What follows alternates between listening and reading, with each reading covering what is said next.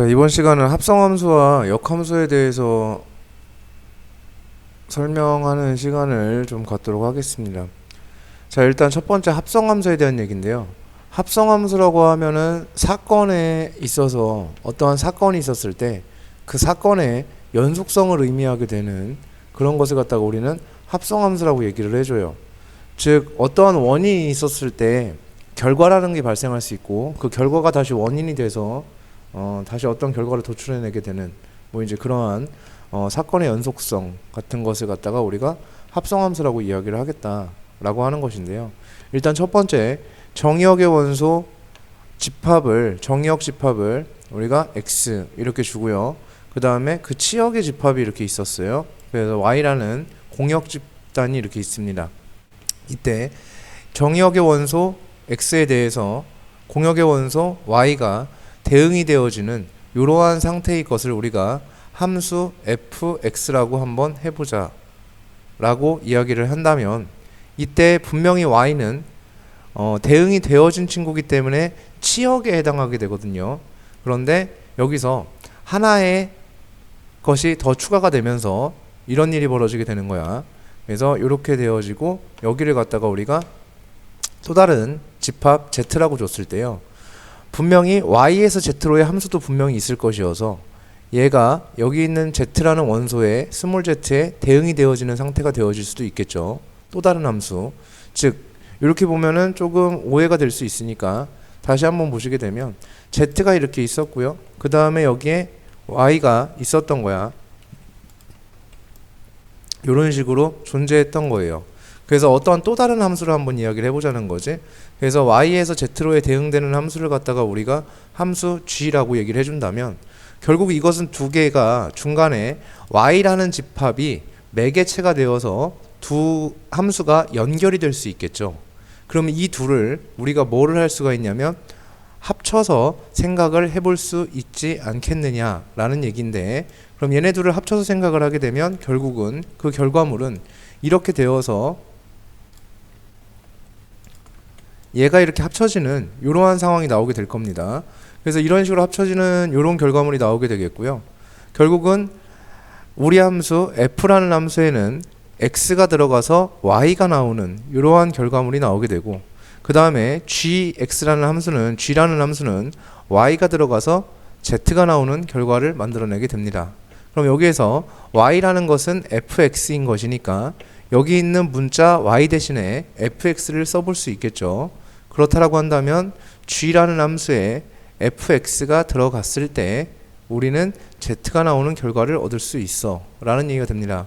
그럼 이것은 뭘 보기 위함이냐면, 결국은 중간에 어떤 과정이 있었고 어떠한 매개체가 있었는지는 모르겠지만 결국은 최초 정의역 x에 대해서 마지막에 나오는 도출되어지는 값은 z가 도출되어진다라는, 즉 가장 처음에 뭐가 들어간 값에 대해서 마지막에 도출되는 값이 무엇인지를 찾아낼 수 있는 그러한 역할을 하는, 역할이라기보다는요, 이제 그러한 상황을 우리가 이제 이런 식으로 표현을 해볼 수가 있고, 이러한 상황을 우리는 함수가 합성되어졌다라고 이야기를 해준다라는 것이에요. 그래서 이 상황은 fx가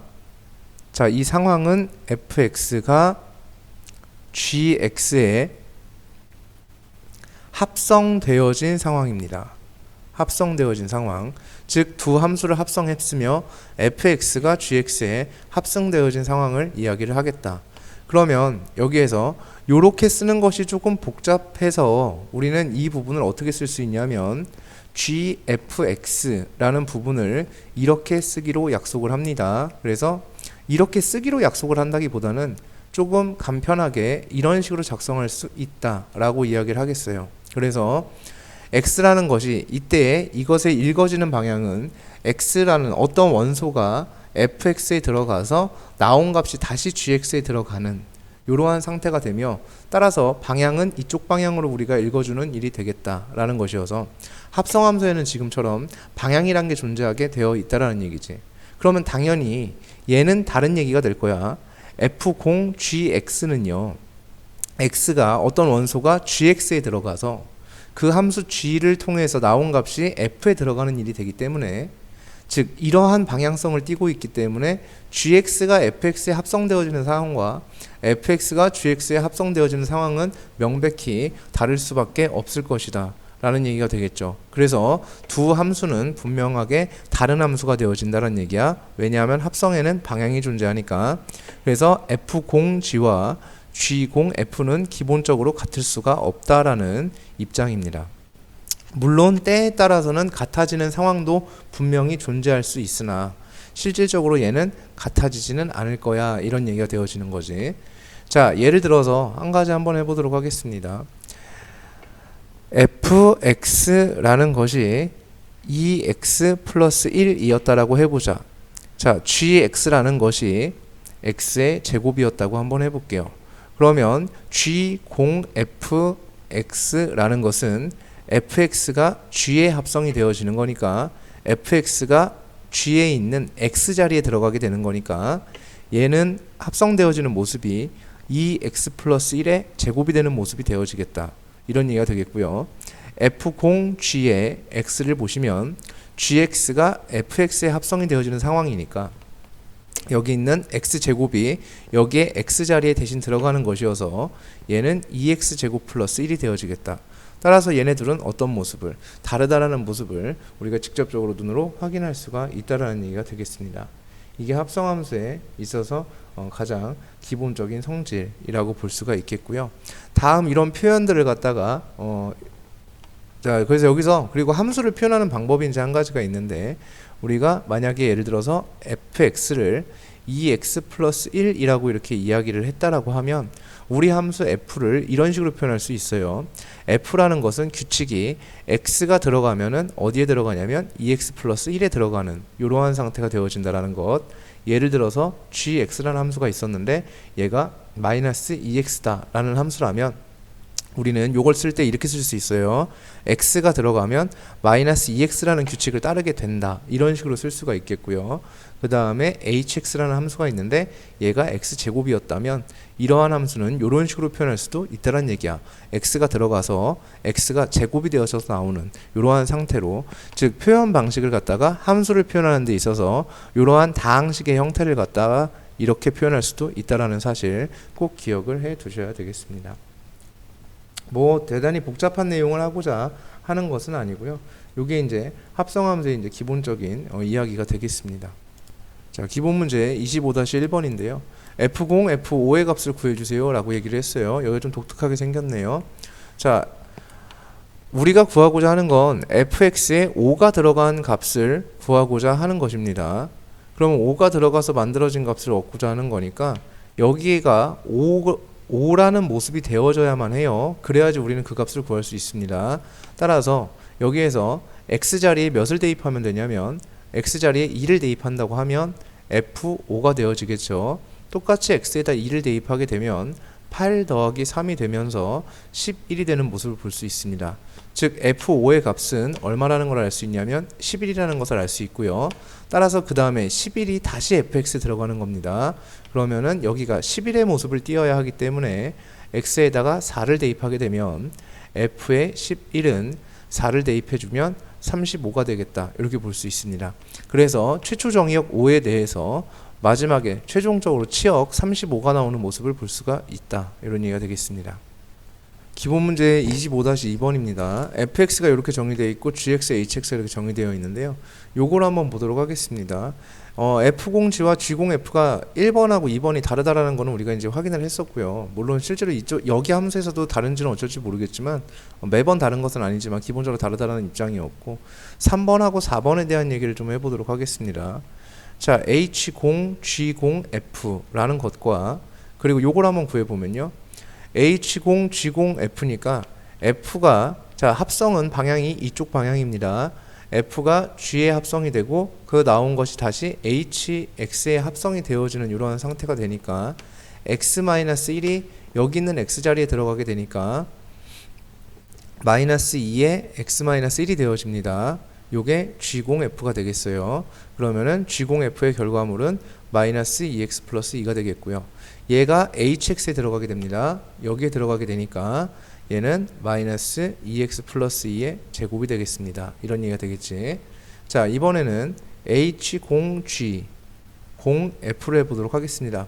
어차피 방향성은 이쪽 방향이고요. 일단은 괄호 먼저 해결을 해야 되니까 G가 H에 먼저 합성이 되는 상황부터 해결을 해보도록 하겠습니다. 그럼 마이너스 2x가 여기에 합성이 되어지니까 마이너스 2x를 제곱한 거죠. 그래서 4x 제곱이 되어져요. 거기에 f가 합성이 되어집니다. f가 그 결과물에 합성이 된다. 즉 여기에 fx 여기에 있는 요 자리에 x-1이 합성이 되어지니까 4의 x-1의 제곱이 되어집니다.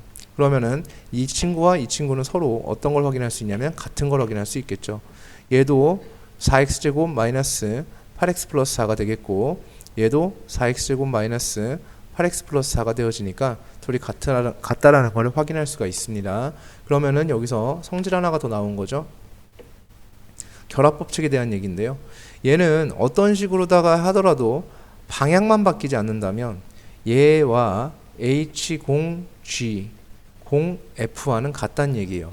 즉, 요 방향만 안 바뀌면 F에서 G로, G에서 H로 이쪽으로 읽었을 때의 방향, 이쪽으로 읽었을 때의 알파벳 순서를 얘기하는 거죠. 함수의 순서. 그것만 바뀌지 않는다면 둘은 결국은 같아질 수밖에 없다라는 것 여기서 확인할 수 있으니까 반드시 얘는 기억을 해 두셔야 될 것 같다.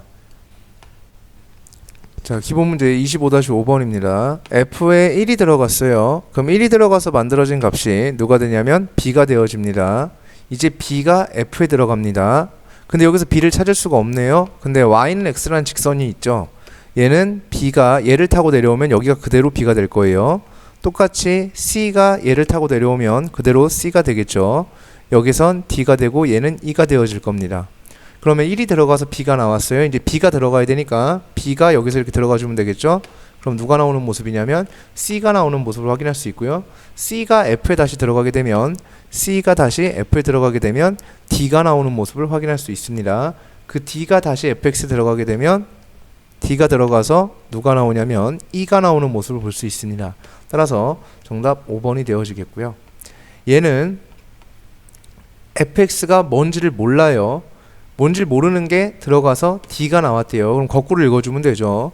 아, D가 나왔을 때는 뭐가 들어갔을 때냐면 C가 들어갔을 때구나. 그래서 요 값이 누가 돼야 되냐면 C겠구나 라는 생각을 우리가 해볼 수가, 추론을 해볼 수가 있습니다. 그러면은 뭐가 들어가면 C가 나올까 이렇게 생각해 보면 되죠. 그럼 C가 나왔을 때는 B가 들어갔을 때 그렇게 나왔다. 따라서 최초 정의역 B에 대해서 D가 도출되는 결과를 얻을 수가 있어. 이런 얘기가 되겠습니다. 자, 연습 문제 25-2번입니다. 실수 전체 집합 R에서 R로의 함수 fx가 있대요. 근데 제가 저렇게 되고 있고요. 요걸 만족하는 요게 합성이 되어졌어요. fx가 다시 fx에 다시 fx에 이렇게 합성이 되어지고 있는 상태인 거죠. 그러면 2x-1입니다. 얘가 fx인데요. 그게 다시 2x-1에 들어가요. 2x-1이라는 자리에 얘가 퐁당 들어가게 되면 됩니다. 2x-1이 되겠죠. 그리고 이렇게 얘가 나온 결과물이죠. 얘가 한 번 더 들어가요. 2x-1이라는 거에 얘가 전체가 여기 들어가면 됩니다. 따라서 2에 2x-1 -1에 -1이 되어지겠네요. 따라서 전개해주면 8x-5가 되나요? 아닌데요. 8x- 여기가 4x-3이 되고요. 따라서 8x-7이 되어집니다. 요게 좌변이 되겠어요. 그래서 8x-7은 x제곱 이렇게 되어지니까 x제곱 마이너스 8x 플러스 7은 0보다 작아집니다. 따라서 이걸 만족하는 x값의 범위는 1부터 7 사이가 되겠다. 이렇게 x값의 범위를 구해낼 수 있습니다. 자, 연습문제 25-7번입니다. 자, 9가 들어가서 만들어진 값이래요. 9가 들어가서 만들어진 값은 7이 나오는 모습을 확인할 수 있고요. 7이 다시 들어가서 만들어진 값은 5가 나오는 모습을 확인할 수 있습니다. 5가 다시 F에 들어가게 되면 3이 나오는 모습을 확인할 수 있고요. 3이 다시 들어가게 되면 5가 나오는 모습을 확인할 수 있네요. 따라서 최종적으로 결국 5가 나오는 모습을 볼 수가 있겠습니다. 자, 두 번째인데요. 얘가 F0, Fx가 5가 나오게 되는 이 상황에 대해서 이야기를 해달라 이렇게 얘기를 했습니다. 그러면 5가 나왔을 때는요. 자, 5라는 값이 이렇게 나오게 되었다라는 것은 3이 들어가서 7이 들어가서 11이 들어가서 그렇게 만들어져요. 자, 지금 이 상황을 다시 써볼게요. F에 fx가 들어갔는데 그게 5가 나왔어요. 그러기 위해선 요 값이 3일 때와 5일 때와 7일 때가 되어야 합니다. F3이 5고 F5가 7이고 F7이 5가 되기 때문에요. 따라서 fx라는 값은 3이 되어지거나 아니면 fx는 5가 되거나 아니면 fx는 7이 되어져야 합니다. 아니네요. 3, 7, 11이네요. 3, 7, 11이 되겠죠. 그래서 3, 7, 11이 되는 모습을 볼 수가 있습니다. 자, 그러면 얼마가 들어갔길래 3이 나왔을까를 생각해 볼 수 있겠죠. 3이 나왔을 때는요. 1, 5, 12입니다. 그래서 이때의 x의 값은 1, 5, 12가 되고요. 자, 7 나왔을 때는 언제인가요? 봤더니 9가 들어갔을 때예요. 그러니까 이때는 x가 9가 됩니다. 11이 나왔을 때는 언제인가요? 11은 여기 있는데요. 11을 나오게 하는 값은 없습니다. 이때 x는 존재하지 않아요. 그래서 얘는 안 됩니다. 따라서 x의 값은 1, 5, 9, 12가 되겠습니다. 자, 연습문제 25-8번입니다. 합성함수의 그래프를 그려라 이렇게 얘기를 하고 있습니다. 근데 원칙적으로는 합성함수의 그래프는 그리지 않는다는 게 원칙이에요, 사실은.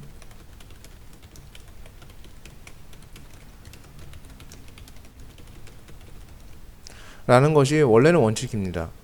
그러니까 기본적으로 합성함수의 그래프를 그리기보다는 그 어떠한 그 문제에서 주어지는 상황에 따라서 다르게 해결을 해야지 합성함수의 그래프를 일일이 다 그리려고 하다 보면은 답이 안 나온다는 거야. 그러니까 무슨 말씀이냐면요. 이 수학하라는 단원의 특징을 잘 생각해 보면 돼요. 수학하는 뭐냐면 고등수학 2학년 거죠. 그러니까 수원, 수투를 원활히 진행하기 위해서, 그러니까 원만하게 진행하기 위한 기초 지식을 쌓는 파트예요.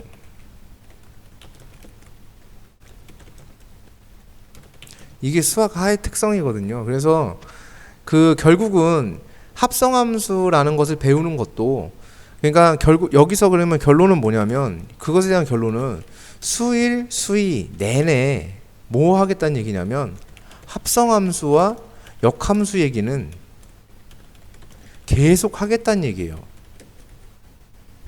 그러니까 결국은 진짜로 찐으로다가 찐텐으로 우리가 합성함수랑 역함수를 본격적으로 사용하는 것은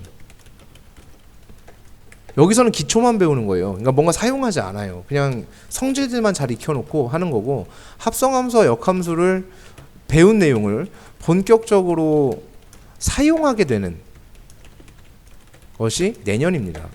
그러니까 고2 때 활용을 하게 된다는 얘기죠. 적극적으로 활용을 할 때. 그럼 적극적으로 활용하는 것은 이제 적극적으로 이제 본격적으로 이제 활용을 하겠다는 얘기는, 그래서 선생님이 이제 합성함수의 그래프를 그리지 않는다라고 원칙이다 이제 이렇게 얘기를 하는 이유가 뭐냐면, 이게 이제 선생님이 고2 때를 염두를 해두고 드리는 말씀입니다. 고2 때를 염두해 두고서. 그러니까 본격적으로 사용을 할 때 실질적으로 합성함수가 나온다고 해서 그래프를 무작정 막 그리려고 아무 무지성으로다가 그림부터 그리려고 하면은 안 된다는 얘기예요. 뭐 그때 가서 할 일도 많고 바쁠 텐데, 뭐 그때 또 나름의 이제 수일, 수투 내용이 있을 거 아닙니까? 그때 이제 막상 그 본 내용 하기에도 좀 빡센 상황에서 합성함수의 그래프까지 그리면은 시간도 너무 오래 걸리고요. 시간과 노력에 비해서 얻는 것이 크지 않기 때문에 그렇습니다. 그러니까 보통 그래프를 그리지 않아도 진행할 수 있다는 얘기가 되죠. 일반적으로는요. 근데 어쨌든 여기서는 그래프를 그러면은 그리지 않는다라는 게 원칙인 거지, 실제로 그릴 수 없어서 못 그리는 것과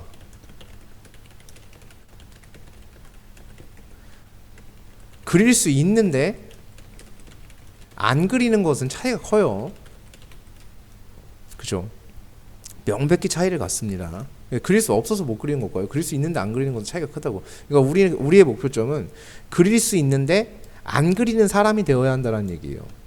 무조건적으로 우리는 이래야만 한다는 얘기지. 그래서 그릴 수는 있지만 그리지 않을 거야라는 생각을 가지고 있어야 하며, 그래서 어떻게 그리는지는 뭐 대략적으로 어려운 일은 아니에요. 어려운 일은 아닌데 그냥 귀찮고 쓸모가 없는 것 뿐이지. 그래서 그릴 수는 있지만 안 그리는 사람이 되자라는 얘기입니다. 선생님 말씀은.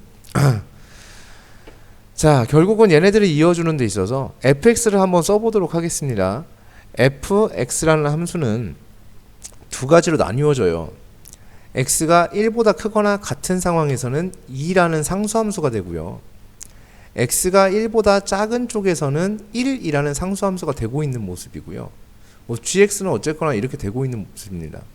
자, 그랬을 때 이 fx에 대해서 자, 점 그래프를 활용하면 돼요. 그러니까 점을 통한 추론, 그러니까 점 추론은 분명히 뭐 다른 얘기긴 해요. 점 추론이라는 단어는 뭐 수열에서 뭐 등비 급수할 때 뭐 그럴 때나 이제 쓰는 이제 어떤 또 다른 오피셜한 용어예요. 그래서 오피셜 용어인데, 그러니까 얘는 점추론이라는 게 아니라 그냥 점 그래프를 가지고 점을 찍어놓고선 그냥 그래프를 합리적인 추론을 해보자, 이제 이런 얘기야. 점추론과 다른 얘기고요. 어쨌든 그렇게 해보자는 얘기예요.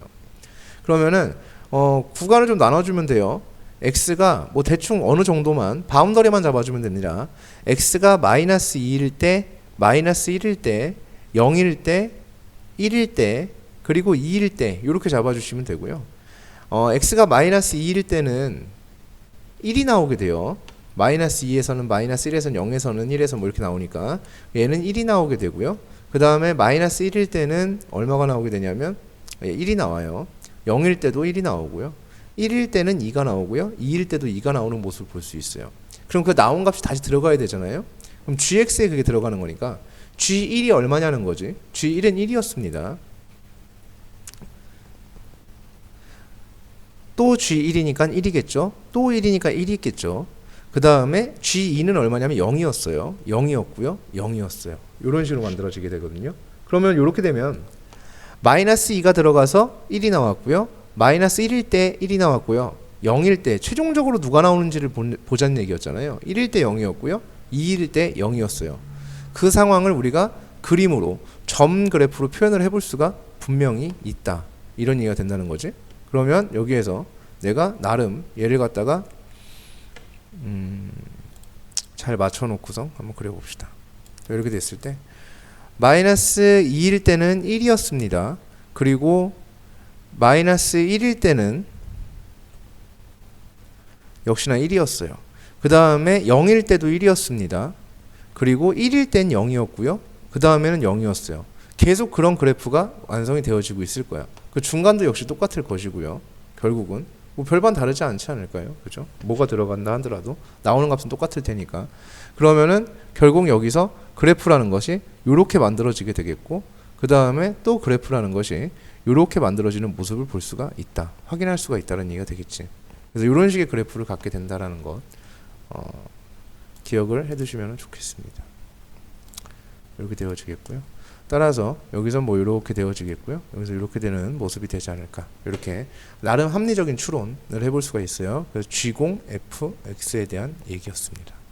이런 식으로 그냥 그림을 그리는 거니까 어렵지는 않은데요.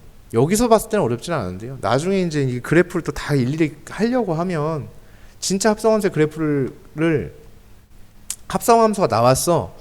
근데 그래프를 너무 보고 싶어. 그래서 내가 그래프를 그리려고 하잖아요. 그러면 굉장히 복잡해질 거예요. 그 그림 자체가. 그러니까 그럴 때 욕구를 좀 억누르고요. 최대한 그래프를 좀 안 그리는 쪽으로 진행을 좀 하시는 게 나을 것 같다라는 말씀을 드리는 바입니다. 자, 여기까지가 이제 합성함수에 대한 얘기였고요. 이번에는 이제 역함수라는 것에 대해서 좀 이야기를 해보는 시간을 좀 가지려고 합니다. 그 역함수라는 것을 좀 잘 개념을 잘 가져가셔야 돼요. 역함수라는 것은 진짜 오직 대응 방향이 반대인 함수입니다. 그것을 우린 역함수라고 얘기를 할 거예요. 대응 방향이 그냥 그저 반대인 걸 역함수야. 역은 거꾸로라는 얘기잖아. 그러니까 원래 함수에 대해서 거꾸로가 되고 있는 함수, 대응 방향이 반대인 거를 우린 역함수라고 불러. 그러니까 그게 정이고요. 이게 전부예요. 이것도 역시 다시 한번 말씀드리지만 추후에 우리가 얘를 역함수를 본격적으로 사용할 때는요, 얘를 적극적으로 활용을 해야 돼요. 대응 방향이 반대라는 것에 무조건 모든 포커스를 다 맞추고, 그리고 모든 베이스를 여기다 두고서 진행을 하면 문제를 푸는 게 어렵지 않게 문제를 풀 수 있을 것이다라는 얘기야. 나중에 적극적으로 활용을 해야 될 때 남들보다 훨씬 더 우수한 풀이를 할 수가 있을 거야. 이제 이런 얘기를 말씀드리고요. 자, 일단 한번 보겠습니다. 어떠한 함수가 이렇게 있었다라고 한번 해볼게요. 그러면 어떠한 함수가 있었는데 이런 식의 함수가 이렇게 있었다라고 한번 해볼게. 자, x에서 y로의 함수, 그래서 x에서 y로 공역원소에 이렇게 대응이 되어지는 상태, 이 함수를 갖다가 우리가 함수 fx다 이렇게 이야기를 했을 때요, 얘를 거꾸로 잡아주는 거예요. 어떤 거냐면 y에서의 x로의 대응이에요. x에서 y로의 대응이 아니라 거꾸로 y에서 x로 대응되어지는 상태의 것을 갖다가 우리가 그것의 fx에 대한 역함수라고 부르기로 했으며 f 인버스 x다 이렇게 얘기하기로 합니다. 따라서 여기에 원소 y가 여기에 원소 x에 이렇게 대응이 되어지는 그러한 상태의 것을 우리는 f 인버스 x라고 하기로 해요. 그럼 이 상태에서만 볼게요. 여기서는 fx에는 자 이렇게 읽는 거야. 이 상황이 f라는 함수에는 x가 들어가서 y가 나온 거고요. 그 다음에 그것의 역함수 f 인버스라는 것에는 y가 들어가서 x가 도출이 되었다 이렇게 볼 수가 있다라는 얘기입니다. 그러면은 이것은 함수상의 변화가 하나도 없어요. 완벽히 똑같아요. 얘는 가장 기본적인 성질이면서 기본적인 정의이면서 이 둘은 완전히 같은 존재예요. 다시 한번 말씀드리면 fx는 y랑 f 인버스 y는 x는 완벽히 똑같은 겁니다. 이 둘은 완전히 그냥 같은 거예요. 모든 면에서 다 똑같은 얘기예요. 그냥 같은 얘기를 하고 있는 거야. 같은 곳에서 같은 것을 바라보며 그냥 같은 얘기를 하고 있는 거예요. 그냥 꼭 명심하셔야 됩니다. 그것을 명심을 꼭 하셔야 돼요. 얘네 둘은 그냥 무조건 같을 수밖에 없으며 그냥 같은 상황이며 같은 것을 바라보고 있는 같은 그림에서의 얘기다 라는 얘기고요. 여기에서 그럼 이건 가장 기본적인 성질인데 결국은 f 만약에 예를 들어서 a가 b다 라고 하면 f 인버스 b는 a가 된다는 얘기가 된다는 거야. 자, 만약에 f 인버스 3이 1이라는 얘기는 f1이 3이 된다는 얘기랑 똑같은 거예요. 그래서 이 같은 언어를 가지고 있는, 그래서 가장 역함수에서 많이 사용이 되어지는 성질입니다. 가장 빈번하게 사용되는 성질이에요. 역함수의 모든 문제 풀이는 여기서 나옵니다. 이 기본 성질을 가지고 거의 대부분이 문제를 풀게 돼요. 왜냐하면 역함수는 구하라고 할 때까지는 구하지 않는 것이 원칙이기 때문인데요.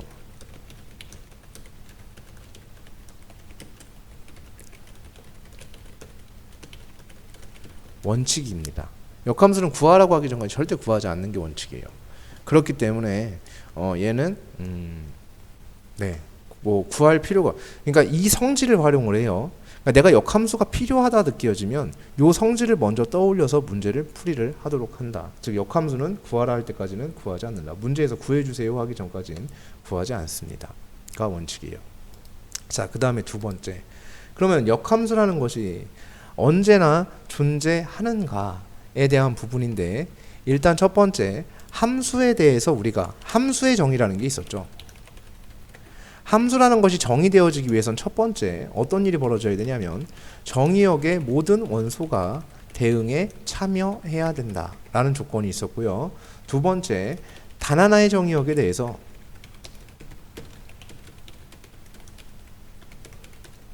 단 하나의 치역, 이거였습니다. 이게 함수의 정의였어요. 그러면 몇 가지 상황을 놓고 역함수에 대한 부분도 한번 고민을 한번 해 봅시다. 자, 어떤 함수들이 이렇게 있었어요. 그럼 몇 가지의 함수가 있는 상황인데요. 예를 들어서 여기가 x에서 y로의 함수, x에서 y로의 함수, x에서 y로의 함수였다라고 해보자. 요 함수가 fx였고요. 요 함수도 fx였고요. 요 함수도 fx예요. 자, 이렇게 되어져 있는 상태에서요. 여기서 a, b, c, 1, 2, 3 뭐 이렇게 있고요. 그 다음에 A, B, C, D 1, 2, 3 이런 것도 있을 수 있고요. A, B, C 1, 2, 3, 4 이렇게 되어지는 일도 벌어질 수 있어요. 그럼 여기서 대응을 한번 시켜볼게요. 이렇게 대응이 되어졌고요. 그 다음에 이렇게 대응이 되어졌고요. 이렇게 대응이 되어졌습니다. 뭐 하나 뺄게요. 1, 3만 있었다. 1, 2만 있었다라고 한번 해보자. 자, 이렇게 되어지면 역함수는 존재하는가에 대한 부분이에요. 요 함수 fx에 대한 역함수가 존재할까? 라는 얘기입니다. 그러면 얘를 좀 다르게 놓고 한번 해볼까요? 이거 함수의 이름을 좀 바꾸자. 얘는 g, 얘는 h라고 볼게요. 자, 그러면 역함수는요, 이렇게 들어가서 이쪽으로 대응이 되어지고 있는 상태를 역함수라고 부르죠. 근데 문제는 뭐가 되냐면 단 하나의 정의역에 대해서 두 개의 치역이 발생이 되고 있는 모습입니다. 그럼 얘는 함수가 되지 못해요. 대응 방향을 거꾸로 잡았는데요. 함수가 되어지지 못하고 있는 그러한 모습을 발견할 수가 있습니다. 분명히.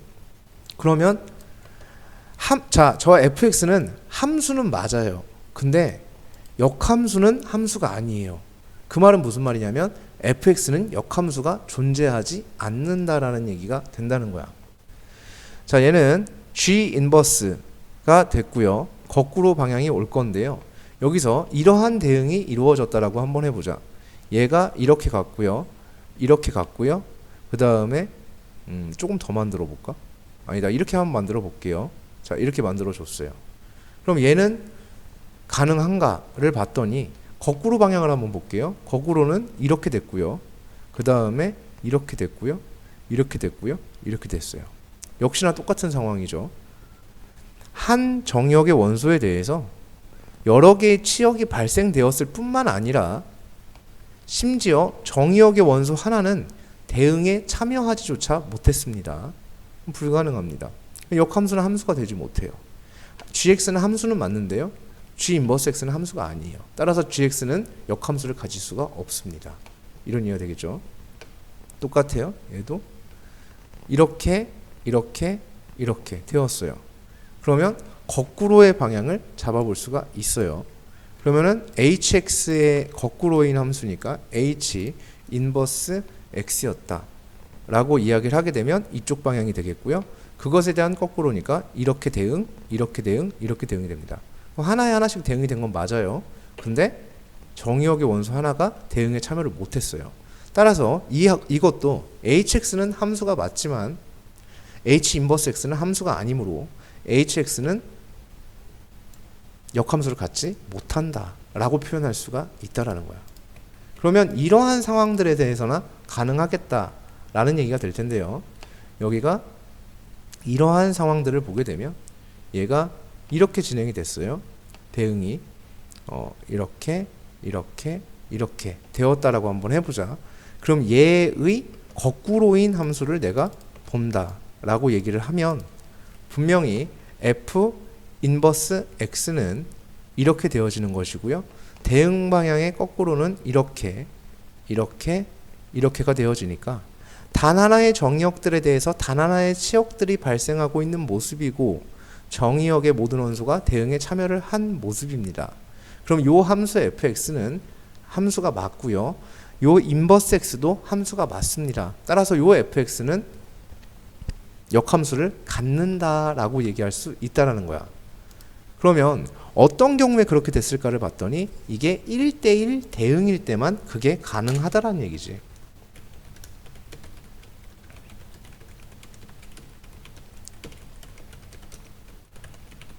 이런 결론을 내릴 수가 있다는 얘기예요. 우리 함수가 1대1 대응 함수일 경우에만 역함수를 가질 수 있다라는 결론을 내릴 수가 있어요.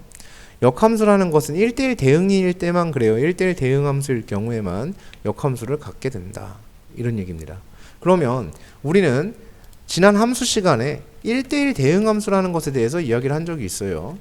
1대1 대응 함수는 뭔가 라는 건데 실수 전체 구간에서 증가만 하거나 또는 감소만 하는 함수를 우리는 1대1 대응 함수라고 이야기를 했었습니다. 그러면 역함수를 갖는다라는 표현은 어떤 말을 되는가? 역함수를 갖는다라는 표현은 어떤 얘기가 되냐면 우리 함수가 증가만 하거나 또는 감소만 한다라는 표현이 되어진다는 얘기예요. 그래서 역함수를 갖는다는 얘기는 1대1 대응이라는 얘기이기도 하지만 그건 중간에 걸려 있는 거죠. 중간에 걸려 있는 거고, 역함수를 갖는다 1대1 대응 함수다. 1대1 대응 함수 증가만 하거나 감소만 한다. 중간에 걸려 있는 게 1대1 대응 함수고요. 결국은 역함수를 갖는다는 표현은 우리 함수가 증가만 하거나 감소만 한다라는 이야기를 하고 싶어 한다는 얘기지. 그래서 여기에다가 초점을 맞춰 놓고서 진행을 하셔야 된다라는 얘기가 되겠습니다. 그래서 1대1 대응일 경우에만 역함수를 가질 수가 있겠습니다. 자, 그 다음에 이제 역함수라는 것에 대해서 한번 조금 더 살펴보는 시간을 갖도록 하겠습니다. 이번에는 저 정의를 조금 벗어나서 다른 이야기를 좀 해보려고 해요. 자, 여기에 어떠한 함수 fx가 이렇게 있었다라고 얘기를 해볼게요. 그럼 여기는 xy 평면이기 때문에 여기를 y축, x축이라고 놨을 때 y는 fx가 성립을 하는 모습이 될 겁니다. 자, 그러면 여기에 임의의 점, 어떠한 a라는 점이 이렇게 있었을 때 여기에 들어가서 나온 값을 내가 b라고 해주기로 한다면 이때 성립하는 것은 fa는 b가 되어진다라는 사실입니다. 그 말은 다시 얘기하면 거꾸로 b가 들어가면 a가 나온다는 얘기가 된다는 겁니다. 그렇죠. a가 들어가서 b가 나왔어요 라는 얘기는 거꾸로 b가 들어가면 a가 나온다요 라는 얘기가 된다라는 거지. 여기까지는 괜찮습니다. 그럼 어떠한 임의의 원소 xy에 대해서도 그런 일은 벌어지게 될 거예요. 자, 그래서 y는 fx였을 때 이런 일이 벌어지게 되겠고, 이때 f 인버스 y는 x가 되고 있는 이 상태의 것에 대한 얘기입니다. 그럼 여기까지는 반드시 이견이 없어야만 하겠습니다. 절대 여기까지는 이견이 생기면 안 돼요. 여기까지는 모두 동의하는 내용이 되어져야 합니다. 당연한 거죠. 자, 이번엔 조금 다른 얘기를 해볼 거예요. 여기에 대한 어떠한 스토리에 대해서 이야기를 좀 해본다라고 하면, 이들은 이 사람들이에요. 이거를 만든 사람들이라고 표현하는 것은 조금 이상할 수는 있겠지만 어쨌든 요걸 만든 사람들이라고 한번 표현을 한번 해보자. 자, 그렇게 됐을 때 얘가 y는 fx였다 라고 한번 해볼게요.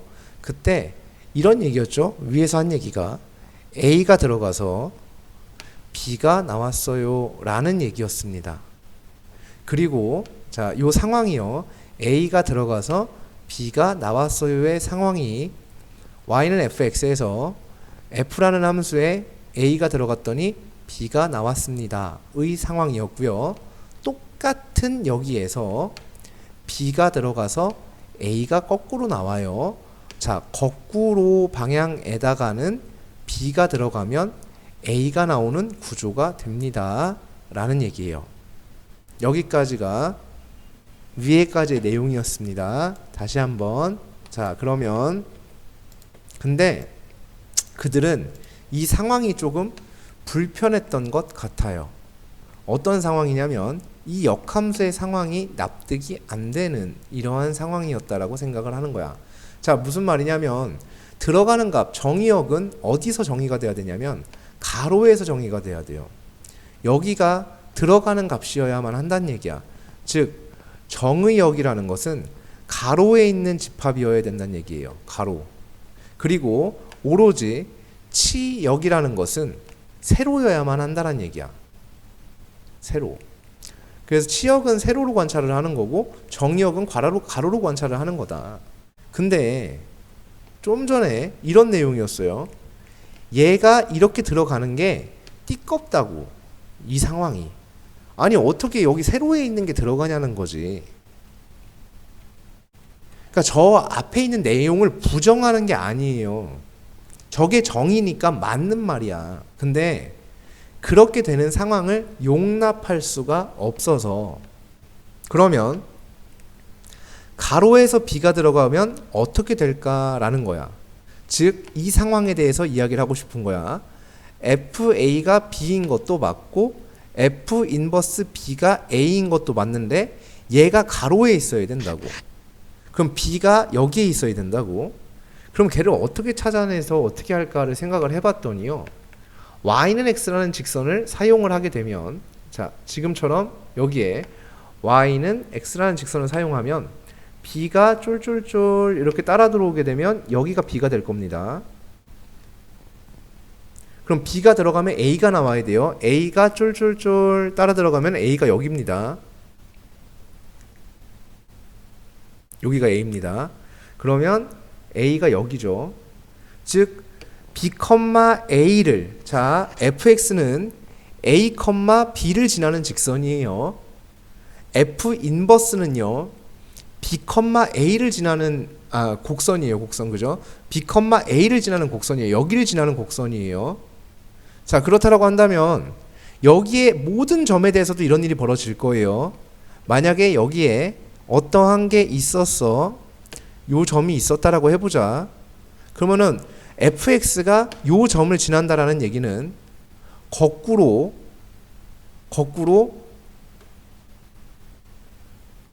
이렇게 되어지는 상황, 이 점을 지나게 되는 상황으로 펼쳐질 수 있다라는 얘기가 되겠습니다.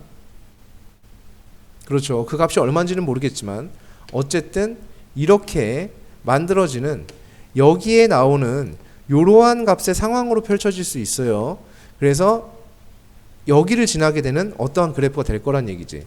자, 요 점을 지났던 그래프는 요 점을 지나게 되어 있고요. 요 점을 지났던 그래프는 요 점을 지나게 되어 있어요. 자, 얘가 C라고 하면 여기가 D라고 한다면 그대로 C가 여기서 YX를 탔기 때문에 여긴 C가 되겠고요. YX를 타고 들어왔기 때문에 여기가 D가 되어집니다. 즉 C, D를 지나던 fx는, 즉 f, C가 D가 됐던 상황에서 f 인버스라는 함수는 D가 들어가서 C가 나오는 함수였을 거야 라고 한다면 결국은 모든 도형의 점이 Y는 X에 대해서 대칭이 된 상태로 나오게 될 거란 얘기인 거예요. 이렇게 대칭되어진 점으로 나오게 될 테고, 따라서 도형 위에 임의의 모든 점이 다 똑같은 방식으로 이동이 되어지니까 이런 식의 모습을 갖게 되면서 요 그래프와 요 그래프는 Y는 X에 대한 대칭 상태를 갖게 된다라는 얘기입니다. 그래서 요것에 대해서 이야기를 해보면 얘를 Y는 X에 대해 대칭을 시켜놓은 것이, 자, 그러면 다시 얘가 무슨 얘기랑 똑같았냐면 X는 F 인버스 Y였던 겁니다. 얘랑은 아까 처음부터 말씀드렸죠? 똑같은 친구라고 말씀드렸어요. 이 친구 둘은 완벽히 같은 친구입니다. 요 그래프가 곧 얘인 것이고요. 얘인 것입니다. 왜? 얘는 대응 방향만 바꾼 거니까. 근데 Y가 들어가서 X가 나오는 상황이 싫다고, 안 된다고 얘네가 얘기하는 거야. 그렇게 되니까 여기에서 얘를 개념을 바꾸자는 얘기지. 얘를 Y는 X에 대해 대칭을 시키면, 요걸 Y는 X에 대해 대칭을 시키면 그 그래프는 X와 Y와 바뀌게 되니까 Y는 F 인버스 X가 된다는 얘기입니다. 그러니까 Y는 fx의 그래프와 Y는 F 인버스 X의 그래프는 다른 거예요. 걔네 둘은 Y는 X에 대한 대칭 관계를 가지고 있다는 얘기고요. 얘와 얘는 그래프가 똑같은 거라고. 대응 방향이 바뀌어 있는 거라고. 근데 진짜 중요한 건 얘라고. 대응 방향이 바뀌어 있는 게 더 기초라고. 왜냐하면 여기 단원을 진행하고 나면 모든 어린이들의 대가리 속에는 다 Y는 X에 대한 대칭밖에 안 남아요. 역함수가 뭐야? 그러면 Y는 X에 대한 대칭이요. 내년 어느 날 역함수가 뭐니? Y는 X에 대한 대칭이요. 무슨 개소리냐 그게. 도대체 말 같지도 않은 소리를 짓거리는데 환장합니다 사람. 전혀 Y는 X에 대한 대칭과는 관계가 없고요. 얘네는 단지 관계를 얘기하고 있는 거라고. 관계. 어떠한 관계를 띠고 있다라는 것. 세로에 있는 것이 들어가는 상황이 세로가 정의하게 되는 것을, 정의하게 된다라는 것을 불편했던 그들이, 그걸 굉장히 불편하게 생각했던 그런 프로 불편러들이 가로에서 들어간 값이 나오기를 바랬던 것입니다. 가로에서 들어간 값을 가로로 잡고 싶었던 것이고, 그 상황을 갖다가 이렇게 이야기를 하겠다라는 얘기가 되겠습니다. 그래서 이 사실에 대해서 꼭 명심을 하시고요.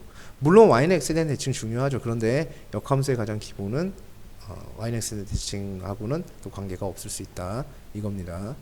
대응 방향이 반대인 겁니다. 다시 한번 강조드리지만. 자, 그 다음에 한 가지, 우리 함수라는 것과 다시 한 번 더 이야기할게요. y는 fx나 x는 f 인버스 y나 똑같은 겁니다. 똑같은 겁니다. 얘를 얘기하고자 하는 게 아니야. 얘를 y는 x에 대해서 대칭을 하면 x, y가 바뀌니까 이렇게 되는 겁니다. 즉 얘와 얘의 관계가 y는 x에 대한 대칭 관계다, 이 얘기입니다. y는 x에 대한 대칭 관계. 자, 그것을 통해서 우리가 뭘 할 수 있냐면 y는 fx와 y는 f 인버스 x와의 교점에 대한 이야기를 좀 해보려고 합니다. 자, 만약에 우리 함수 fx가 이렇게 있었다라고 해볼게요. 그리고 y는 x라는 직선이 이렇게 지나갔다라고 한번 해봅시다. 그러면 f 인버스 x는 y는 x에 대한 대칭이 되어진 거니까 이렇게 되는 게 얘가 f 인버스 x입니다. 이렇게 될 수 있고요. 그 다음에 fx가 이렇게 있었다라고 한번 해볼게요. 그러면 여기에서 y는 x가 이런 식으로 지나갔다 라고 했을 때 f 인버스 x는 이렇게 돼서 얘가 f 인버스 x가 되어질 거다, 이런 얘기가 되겠습니다. 자, 그 다음에 fx가 이렇게 지나갔을 때, 그리고 y는 x가 이런 식으로 지나가게 되었을 때 f 인버스 x는 대칭이 되어진 거니까 이런 식으로 만들어질 수 있다라는 얘기가 되겠습니다. 자, 그랬을 때의 교점을 볼 텐데요. 여기가 교점이 되어졌고요. 여기가 교점이고요. 여긴 교점이 없습니다. 자, 그럼 볼게요. 지금 검정색, 빨간색, 파란색 그래프의 교점이 전부 다 동일한 걸 확인할 수 있습니다. 즉, 이 친구가 별로 필요가 없네요. 어차피 fx와 y는 x와의 교점이나 f 인버스 x와 fx의 교점이나 똑같은 모습을 확인할 수 있습니다. 자, 여기도 똑같죠. fx와 y는 x의 교점이나 똑같죠. f 인버스 x와 fx의 교점은 같을 수밖에 없습니다. 그러면 우리가 교점을 구하겠다라는 얘기는 결국은 교점에 대한 정보는 연립해서 그 연립한 방정식의 해를 구하는 과정으로 가야 하는데, 그래야만 할 텐데, 내가 그 둘의 교점에 대해서 무슨 얘기를 한다라고 하면 연립을 해야 됩니다. 누구랑 누구랑 연립을 해야 되냐면 결국은 fx와 f 인버스 x를 이렇게 연립해 놓은 상태에서 진행을 해야만 할 것입니다. 분명히. 근데 이 f 인버스 x라는 식이 어떻게 생겼는지는 모르겠지만 굳이 그럴 필요가 없다라는 거지. 아까도 말씀드렸죠. 역함수는 구하라고 할 때까지는 절대 구하지 않는다, 이렇게 말씀드렸기 때문에 굳이 f 인버스 x를 구해서 연립하는 상황을 만들지 않더라도 우리는 이 상황을 y는 fx와 y는 f 인버스 x와의 교점의 상황을 어떻게 해석할 수 있냐면 얘를 배제하고 y는 x와의 교점으로 생각해도 괜찮다. 따라서 교점을 구하기 위해서 fx와 x를 연립해서 그 방정식의 해를 구해줘도 우리는 교점의 x좌표를 구해낼 수 있다라는 입장이 된다라는 거지. 굳이 f 인버스 x가 필요하지 않다라는 얘기입니다. 당연히 y는 x와의 교점과 일치할 수밖에 없기 때문이죠. 그러니까 아까 말씀드렸듯이 f 인버스 x가 어떻게 생겼는지 몰라도 얘가 훨씬 연립하기에 간단하겠죠. 구하지 않아도 되고요. 그리고 식도 간단하고요. 그래서 연립해서 만들어지는 모습이 훨씬 더 간단해질 것이기 때문에 구태여 구할 필요는 없을 거야. 이런 얘기가 되겠습니다. 자, 그래서 뭐 이런 식으로 이제 생각을 해볼 수가 있어요. 그래서 이런 것도 충분히 이러한 성질들이 있으니까 반드시 기억해서 문제를 풀 때도 활용을 좀 적극적으로 해주셔야겠다. 이런 얘기가 되겠습니다. 역함수와 본래 함수가 같은 경우도 분명히 존재할 수는 있습니다. 참고해서 알아두시기를 바랍니다. 역함수와 본래의 함수는 같아질 수도 있어요. 그러니까 예를 들어서 이렇게 직선이 있었다라고 한번 해볼게요. 그러면 얘가 이러한 축이 이렇게 나와 있고요. 그 다음에 y는 x라는 직선이 이렇게 지나갔어요. 그러면은 어떠한 함수가 있었는데, 자, 얘가 y는 x였다라고 해보자.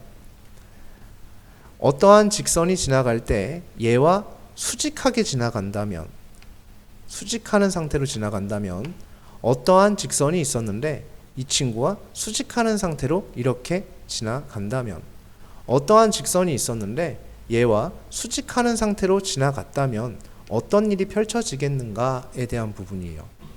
분명히 자, 얘가 뭐라고 하는 거냐면 얘를 fx라고 할 거예요. 그 다음에 얘가 gx라고 할 거고요. 얘를 내가 hx라고 할 거예요. 자, f 인버스 x는요, y는 x에 대한 대칭을 한 게 f 인버스 x예요. 그럼 얘는 대칭을 해봤자 그냥 너가 되겠죠. y는 x라는 것을 기준으로 선대칭하는 거니까, 선대칭은 접어서 일치하는 거잖아. 그럼 얘를 접으면 당연히 일치할 수밖에 없죠. 그러면 여기서는 fx와 f 인버스 x가 당연히 똑같을 수밖에 없습니다. 당연히 똑같은 얘기로 gx와 g 인버스 x도 똑같을 수밖에 없을 거예요. 그 다음에 hx도 똑같아요. hx와 h 인버스 x도 같을 수밖에 없다라는 얘기죠. 그럼 본래의 함수와 역함수가 같아질 때도 분명히 존재한다는 얘기네. 언제 그렇게 되나 봤더니 기울기가 마이너스 1인 직선들이죠. 즉 기울기가 마이너스 1인 직선들은 본래의 함수와 역함수와 같을 수밖에 없다는 얘기예요. 기울기가 마이너스 1인 직선들의 경우, 직선의 경우 본래의 함수와 역함수는 같을 수밖에 없다라는 결론에 도달을 할 수가 있습니다. 이런 얘기가 되어지겠죠. 그래서 얘도 참고 삼아서 기억을 꼭 해두시기를 바랍니다. 자, 이번에는 역함수와 합성함수의 이제 관계에 대해서 한번 이야기를 좀 해보도록 하겠습니다. 그 합성함수와 역함수의 이제 관계에 대한 얘기인데, x에서 y로의 함수가 있었다라고 해봅시다. 그러한 함수를 우리가 fx라고 한번 이야기를 해볼게요. 자, 이런 식으로 해서 얘가 fx였다 라고 얘기를 하면, 이때 다시 y에서 x로 가는 함수를 우리는 뭐라고 하는 거냐면 그것에 대한 역함수라고 이야기할 수가 있다라는 거가 되겠죠. 이런 얘기가 될 거야. 그러면 이 함수를 우리는 f 인버스라고 표현할 수가 있습니다. 그러면 이 함수가 x에서 y로의 대응이 되어졌던 게 다시 x라고 대응이 되어지니까 이 상황을 이야기를 해보면 이렇게 대응이 되어진 건데요. 그러면 f라는 것에는 x가 들어가서 y가 나오게 됐고요. f 인버스라는 것에 대해서는 y가 들어가서 x가 나온 상태, 이렇게 볼 수 있겠죠. 근데 이것이 합성이 되어진 거죠. 지금 y가 누가 된 거냐면은 fx가 된 거거든요. 그러면은 여기에 y 대신에 들어가게 되면 f 인버스 fx는 x가 되어집니다. 즉 x가 들어가서 그대로 x가 나오는 상태가 된다는 얘기지. 들어간 값이 그대로 나오는 상태예요. 그걸 우리는 항등함수라 부르기로 했었죠. 즉 f 인버스 공 fx라는 것은 우리가 x라고 쓸 수가 있겠고요. 따라서 본래의 함수와 역함수를 합성하면 항등함수가 된다 라고 이야기할 수가 있겠습니다. 그래서 f 인버스 공 f는 i가 되어지는 항등함수를 우리가 i라고 하거든요. 이렇게 표현이 되어지는 상태라고 볼 수가 있습니다.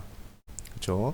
그래서 역함수와 본래의 함수를 합성하면 항등함수가 되어지는 일이 벌어질 거예요. 자, 이번에는 거꾸로 얘기를 해볼게요. 다시 y에서 x에서 y로의 얘기를 해보면 y에서 x로 다시 y로 이렇게 되어지면 역시나 y가 들어가서 똑같이 y가 나온 건데요. 이 상황을 f 인버스라고 볼 수 있겠죠. 그러면 이 상황은 f 인버스에 y가 들어가서 x가 되었고요. f에는 x가 들어가서 y가 나왔습니다. 근데 x가 f 인버스 y니까 x 대신에 들어갈 수 있겠죠.